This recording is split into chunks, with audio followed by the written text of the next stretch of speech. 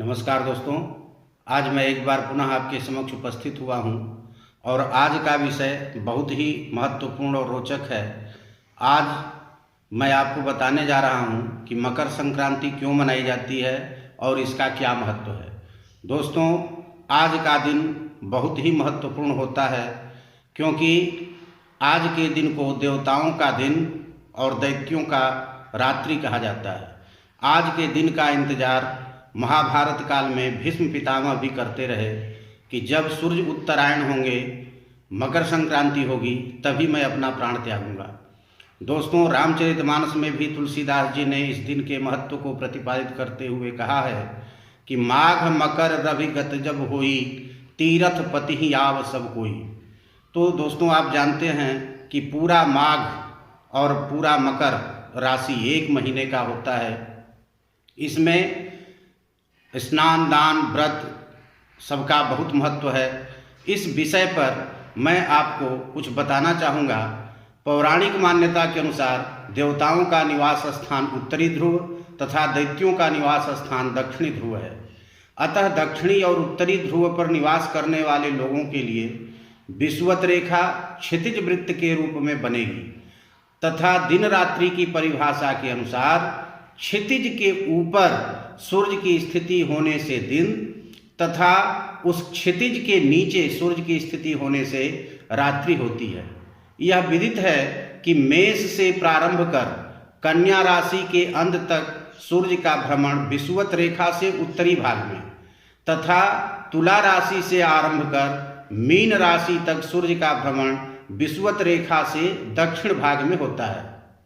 अतः जब तक मेष राशि से आरंभ कर कन्या तक सूर्य का भ्रमण विषुवत रेखा से उत्तर भाग में होगा, तब तक देवताओं अर्थात उत्तरी ध्रुव पर निवास करने वालों के लिए दिन रहेगा, परंतु दक्षिणी ध्रुव वालों के लिए यह स्थिति उल्टी होगी, अर्थात उनके क्षितिज के नीचे सूर्य की स्थिति होने से वहां रात्रि रहेगी।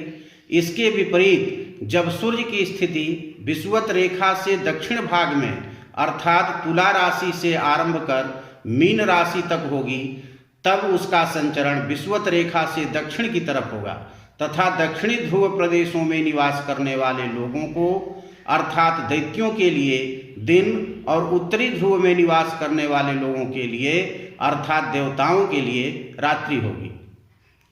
सूर्य का 12 राशियों में भ्रमण एक सूर्य वर्ष में होता है, इसलिए एक वर्ष में देवताओं का एक दिन तथा रात्रि होती है।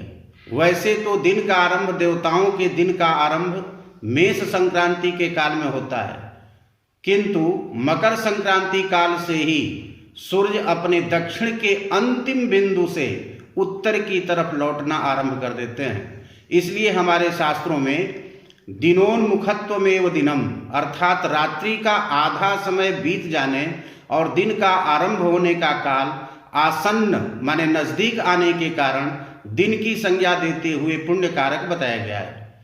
एक महत्वपूर्ण बात यह भी है कि मकर संक्रांति काल से ही हेमंत ऋतु की पूर्णता होती है तथा शिशिर ऋतु का प्रारंभ होता है। अतः साहित्य का प्रभाव भी कम होने लगता है, इसलिए इसे अति महत्वपूर्ण कारक माना गया है। कहा भी गया है, पूर्व राशि परित्यज्य उत्तराम याति भास्कर सह राशि संक्रमाख्या स्यान मासत्वेन हायने। अर्थात जब सूर्य एक राशि का छोड़कर दूसरी राशि में प्रवेश करता है तो इसे संक्रांति कहते हैं। इस नियम के अनुसार सूर्य जब धनु राशि को छोड़कर मकर राशि में प्रवेश करता है तो मकर संक्रांति होती है।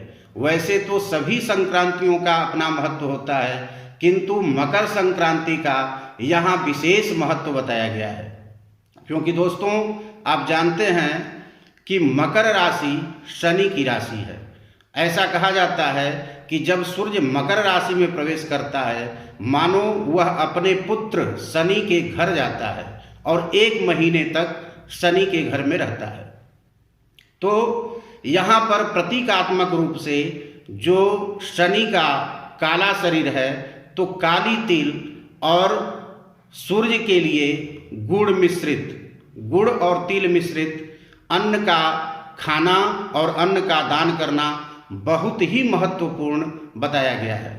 आप जानते हैं कि हमारा रोग प्रतिरोधक क्षमता को बढ़ाने वाला गुड़ और तिल होता है, इसलिए अगर यह दोनों मिश्रित रूप से हम भोजन करते हैं या दान करते हैं तो ये शक्तियाँ हमारे शरीर की वृद्धि को प्राप्त होती हैं। सूर्य ओज और शक्ति का प्रदाता है, इसलिए गुड़ खाने से हमारा ओज और शक्ति बढ़ता है। इसी प्रकार तिल भी प्रतिरोधक क्षमता को और ऊष्मा को बनाए रखता है हमारे शरीर में, इसलिए भी यह तिल और गुड़ बहुत ही महत्वपूर्ण है।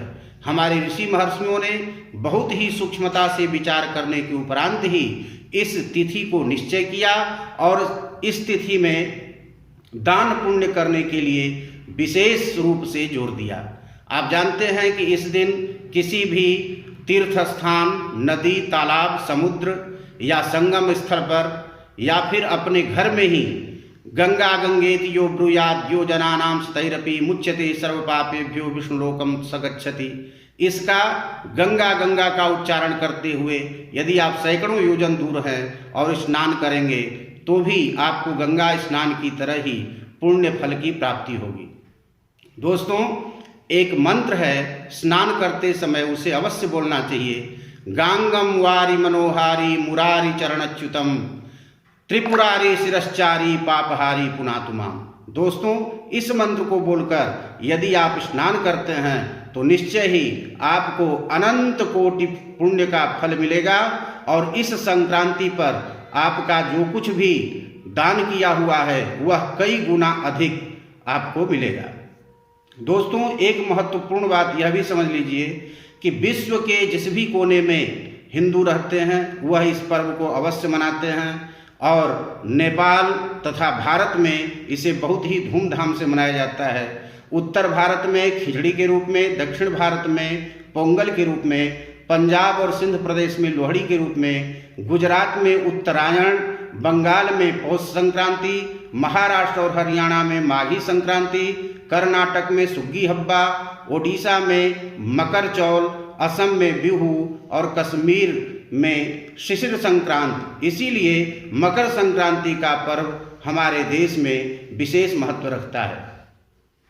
दोस्तों, केतकी ग्रह गणित के अनुसार यह जो पर्व है वह सूर्यास्त तक स्नान और दान का महत्व बताता है। आप सुबह जितना सुबह उठ सकते हैं ब्रह्म मुहूर्त से लेकर के सूर्यास्त तक स्नान, ध्यान और दान का महत्व इसमें विशेष रूप से बताया गया है। दोस्तों, धर्म सिंधु में कहा गया है कि रवि संक्रमणे प्राप्ते न स्नायाद यस्तु मानवः सप्त जन्मनि रोगी स्यान निर्धनश्चैव जायते। अर्थात मकर संक्रांति के दिन स्नान नहीं करने वाला मनुष्य जन्म जन्मांतर तक रोगी तथा निर्धन होता है। इसलिए दोस्तों, इस दिन सभी लोगों को अवश्य स्नान करना चाहिए और यथाशक्ति दान करना चाहिए। दान में आप तिल, चावल, उड़द की दाल, कंबल, जूते, गर्म कपड़े, अग्नि आदि दान कर सकते हैं और गरीबों को खिचड़ी खिलाने से भी अनंत पुण्य की प्राप्ति होती है।